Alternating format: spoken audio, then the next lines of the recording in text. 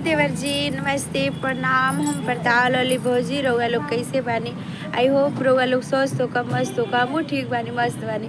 का जी इतना आगे बढ़ा के इतना नीचे गिरावत नहीं सब, इतना जल्दी ऊपर पहुंचा देनी सब और फिर नीचे गिरावत नहीं सब। प्लीज़ सपोर्ट करी सब जी, हमके सपोर्ट की ज़रूरत बा।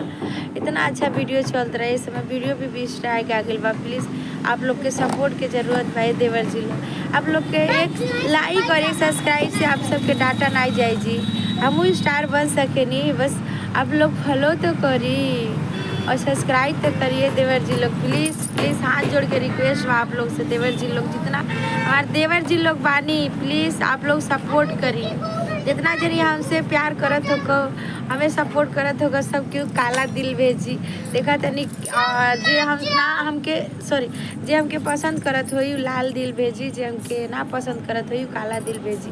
तेरे हम देखी कितना जनी हमारे देवर जी लोग हमके पसंद करते नहीं। बाय बाय देवर सोना लोग, प्लीज़ सपोर्ट करिए अपने प्रताल वाली भौजी के, हमके सपोर्ट की ज़रूरत है देवर जी लोग। बाय बाय देवर जी लोग, स्वस्थ रही मस्त रही।